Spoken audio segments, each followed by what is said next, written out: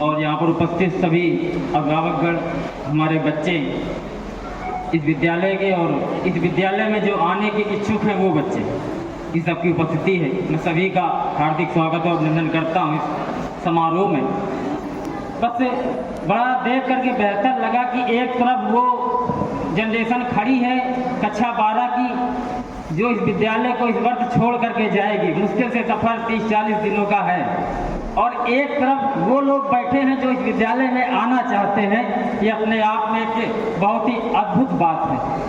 और मैं बस इतना ही कहना चाहूँगा कि सर ने बताया, प्रिंसिपल सर की उपस्थिति नहीं है, सर ने भी बताया कि ये विद्यालय इस जिले का सबसे बड़ा विद्यालय है। क्षेत्रफल के हिसाब से भी देख लें और मेधा और प्रतिभा के आधार पर भी देख लें। यहाँ पर दोनों ही व्यवस्थाओं के लोग बैठे हुए, और कुछ लोग ऐसे भी हैं जो प्राइमरी स्कूलों का भी हिस्सा है।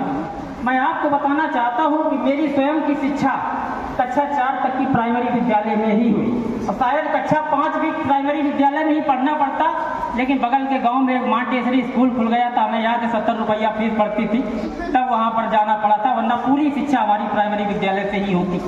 मैं एक बात दावे के साथ कह सकता हूँ कि प्राइमरी स्कूल में पढ़ने वाला बच्चा न केवल नवोदय में पढ़ सकता है, बल्कि हमारी तरह अध्यापक होकर के इस नवोदय में पढ़ा भी सकता है। इस बात को हमेशा याद रखिएगा। इस बात से कोई फर्क नहीं पड़ता है कि आप गरीब हैं, आप अमीर हैं, गोरे हैं, काले हैं, आपके घर में साइकिल है या 4 ठो कारें हैं, इस बात से कोई फर्क नहीं पड़ता है। जब ये आंखें खुलती हैं तो जो आसमान देखती हैं, वो आसमान सबके लिए एक होता है। बस वो बच्चे पर निर्भर है, गार्जियन पर निर्भर है कि वो किस तरह अपने बच्चे को और कुछ लोग ऐसे भी हैं जो प्राइमरी स्कूलों का भी हिस्सा है। मैं आपको बताना चाहता हूँ कि मेरी स्वयं की शिक्षा कक्षा 4 तक की प्राइमरी विद्यालय में ही हुई, और शायद कक्षा 5 भी प्राइमरी विद्यालय में ही पढ़ना पड़ता, लेकिन बगल के गांव में एक मांटेसरी स्कूल खुल गया था। हमें याद है 70 रुपया फीस पड़ती थी, तब वहां पर जाना पड़ा था, वरना पूरी शिक्षा हमारी प्राइमरी विद्यालय से ही होती। मैं एक बात दावे के साथ कह सकता हूँ कि प्राइमरी स्कूल में पढ़ने वाला बच्चा न केवल नवोदय में पढ़ सकता है, बल्कि हमारी तरह अध्यापक होकर के इस नवोदय में पढ़ा भी सकता है। इस बात को हमेशा याद रखिएगा। इस बात से कोई फर्क नहीं पड़ता है कि आप गरीब हैं, आप अमीर हैं, गोरे हैं, काले हैं, आपके घर में साइकिल है या 4 ठो कारें हैं, इस बात से कोई फर्क नहीं पड़ता है। जब ये आंखें खुलती हैं तो जो आसमान देखती हैं, वो आसमान सबके लिए एक होता है। बस वो बच्चे पर निर्भर है, गार्जियन पर निर्भर है कि वो किस तरह अपने बच्चे को प्रेरित करता है कि वो मेहनत करे और उन ऊंचाइयों को जाकर के छुए। इसी उद्देश्य को लेकर के 1986 में कल्पना की गई कि किस तरीके से एक ऐसी व्यवस्था बना दिया जाए कि जो लोग वंचित हों, जिनके पास संसाधन ना हो। संसाधनों के बीच में रह करके तो कोई भी पढ़ाई कर सकता है, कोई भी सफलता प्राप्त कर सकता है, लेकिन अद्भुत बात तब हो जाती है, चर्चा के विषय तब हो जाती है जब जाकर के आप कम संसाधनों में, गरीबी के बीच, अभावों के बीच जो है कि सफलता को प्राप्त करें। और एक बात बच्चों हमेशा याद रखना, चाहे वो कक्षा 12 के छात्र हों या फिर आने वाले छात्र इस विद्यालय में, कि अभाव का प्रभाव बच्चा बहुत ज्यादा होता है। अगर अभाव है, आपके पास कमी है, उन परिस्थितियों में भी आप आगे बढ़ सकते हैं। बस अपने अंदर एक हौसला रखना है कि हमें मार्ग से भ्रमित नहीं होना है और जो है कि लगातार आगे बढ़ना है। ढेर सारी व्यवस्थाएं यहाँ पर दी जाएंगी। मैं यहाँ पर देख रहा हूँ, मेरा भी जो रायबरेली में 18 ब्लॉक हैं, उसमें से एक ब्लॉक हमारा भी है, राही ब्लॉक, ठीक है ना। और भी अन्य ब्लॉकों से यहाँ पर लोग उपस्थित होंगे। जैसे आप लोग यहाँ पर बैठे हुए हैं, ऐसे ही सेम परिवेश से हम भी आते हैं, ठीक है ना। लेकिन हाँ, व्यवस्थाएं मिलती गई, मेहनत करते गए, लोगों का आशीर्वाद रहा, और जहाँ भी है सभी लोगों के आशीर्वाद की बदौलत है, तब जाकर के संभव हुआ है।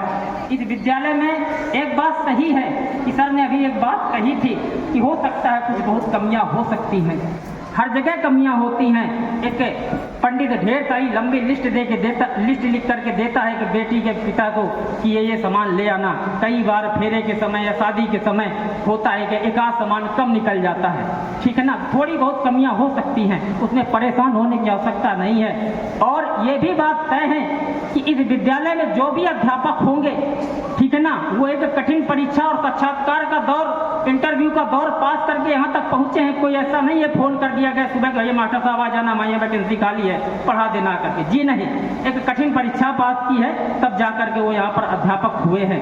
तो यहाँ के जो अध्यापक हैं उनके शिक्षा पर, उनके ज्ञान पर, उनके बोध पर तो संदेह करने की बिल्कुल आवश्यकता नहीं है। हाँ, ये हो सकता है क्योंकि ये एक आवासीय विद्यालय है, कई बार अध्यापकों को काम ऐसा मिल जाता है, ऐसे काम आ जाते हैं क्योंकि कोई एक एक्स्ट्रा स्टाफ नहीं है। जो भी करना है बच्चे के जगने से लेकर के बच्चे के सोने तक सारी जिम्मेदारी हमारी ही है। जैसे कल हम कक्षा 11 में बस थोड़ा सा एक आध शब्द पढ़ाना स्टार्ट कर पाए थे, एक आध शब्द केवल जो है कि पढ़ाना स्टार्ट कर पाए थे, तभी पता चला कि एक बच्चे को सांस की प्रॉब्लम हो गई, तुरंत भागे लेकर के। तो अब 39 बच्चे कह सकते हैं कि सर नुकसान हो गया, लेकिन जिम्मेदारी वो भी हमारी है। उस बच्चे को भी हॉस्पिटल ले जाना है क्योंकि कल को अगर कोई घटना होगी तो उस पिता को क्या जवाब देंगे जिसने बड़ी उम्मीद के साथ और आशा के साथ भेजा था कि जो हमारा बच्चा नवोदय विद्यालय में पढ़ रहा है वो सुरक्षित हाथों में है, उसका स्वास्थ्य बेहतर रहे। कई बार ऐसी समस्याएं आती हैं, छोड़ के जाना पड़ता है, लेकिन बिल्कुल जो भी बच्चे इस विद्यालय में आना चाहते हैं वो लगातार प्रयास करेंगे। और सर ने भी एक बात और कही थी कि कुछ लोग जो है कि गलत तरीकों से आना चाहते हैं।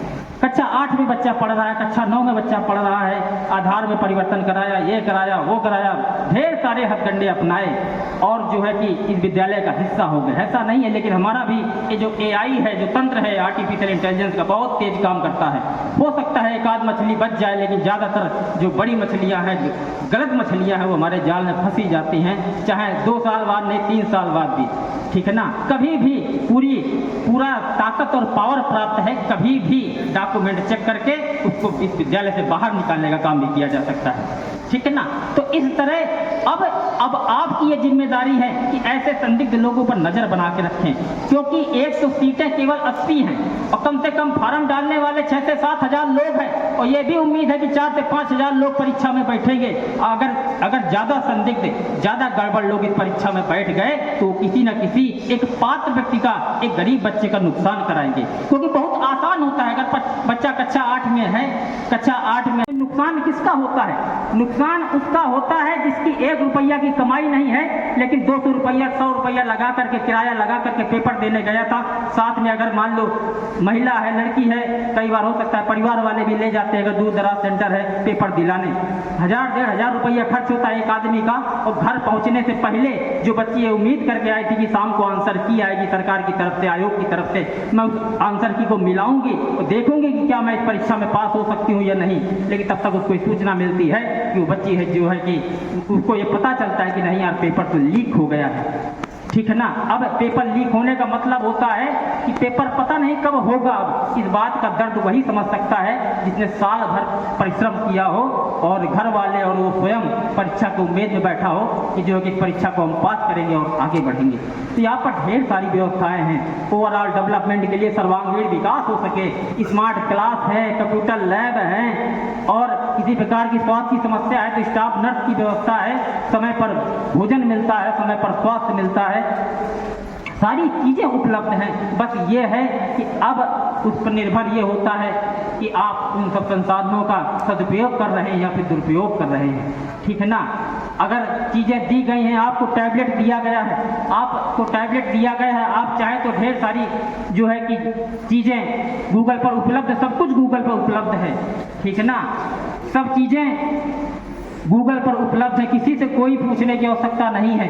लेकिन कई बार बच्चे होते हैं, कई बार हमें भी टहलते हुए देखते हैं, कई बार बच्चे जो है कि विभिन्न प्रकार के फिल्में और गाने डाउनलोड करते हुए दिख जाते हैं, ठीक है ना। इससे हमारे और विवेक सर के जीवन पर कोई प्रभाव नहीं पड़ना है। ये आपका जीवन है, आपको डेटा मिला है, आपको टैबलेट मिला है, आप जो है कि किसी चैप्टर की PDF डाउनलोड कर लीजिए या हो सकता है कि आप हनी सिंह का गाना डाउनलोड कर लीजिए, ये आप पर निर्भर है। उसको लगा करके आप ईयरफोन सुन लीजिए, हमने तो आपको पढ़ने के लिए दिया था, अब आप उसका जैसे चाहे वैसे उपयोग कर ले, ये आप पर निर्भर है। और ये भी तय है कि जो है कि अगर कोई ये कहे, बहुत भ्रांतियाँ समाज में चलती है, मैं रायबरेली का ही हूँ तो कई बार शादी, निमंत्रण, बारात, अन्य प्रोग्रामों में जाते समय चर्चा सुनने को मिलती है कि बच्चा अगर नवोदय में हो गया है तो एकदम जो है कि बहुत बड़ा अधिकारी ही बन जाएगा। ये कहीं से लिख करके नहीं आया है, ये बच्चे पर निर्भर है। बस ये है कि हाँ, इतनी व्यवस्थाएं इस जिले के किसी भी विद्यालय में आपको उपलब्ध नहीं मिलेंगी, चाहे आप 10,000 रुपया महीना की फीस जमा कर दीजिएगा, इतनी व्यवस्थाएं नहीं मिलेगी। यहाँ पर अगर बच्चा स्वयं चाहता है, ठीक है ना, तो बिल्कुल वो आगे बढ़ सकता है। हाँ, टीचर एक आध दो बार टोक सकता है, हमारे हाथ बंधे हैं। एक जमाने में आप लोग बैठे हैं, ढेर सारी क्या बोलते हैं कि पनिशमेंट दिया जाता, दंड दिया जाता था, लेकिन बीच में कुछ ऐसी घटनाएं हुई, ठीक है ना, बीच में ऐसी घटनाएं हुई कि जो है कि क्या बोलते हैं कि सरकार ने कहा कि नहीं, किसी प्रकार से दंडित ना किया जाए, तो हम लोगों के भी हाथ बंधे। तो अब जिम्मेदारी किसकी हो गई? गार्जियन की हो गई, पेरेंट्स की हो गई, ठीक है ना। तो आप लोगों की जिम्मेदारी है, इन बच्चों की जिम्मेदारी है कि वो आकर के बेहतर करें। इन सब चीज़ों पर आप विचार करिएगा, और जो भी बच्चे तैयारी कर रहे हैं लगातार मेहनत करते रहे, क्योंकि बहुत समय नहीं शेष है। आई थिंक 15 जनवरी के आसपास पेपर है, ठीक है ना। ठीक, तो मजबूत तैयारी करें और वक्त न बर्बाद करें। कक्षा 12 के भी छात्र यहाँ पर उपस्थित हैं, इनको भी बोर्ड परीक्षाएं देनी है, और मैं फिर कहूँगा कि ये बच्चे जाने वाले हैं और ये बच्चे आने वाले हैं, ठीक है ना। ये अपने आप में बड़ी बात है, बिल्कुल भी समय ना बर्बाद करें। बस इतनी बातों से कहूँगा कि मुझे बस एक बात अपनी जुबानी में कहना है, अपने रोल को सुधारो। अगर ज़िंदगी भर कहानी में रहना है, अभी समय मिला है, इसको ना बर्बाद करो, वरना फिर बाद में तुमको ही परेशानी में रहना है। बहुत बहुत धन्यवाद।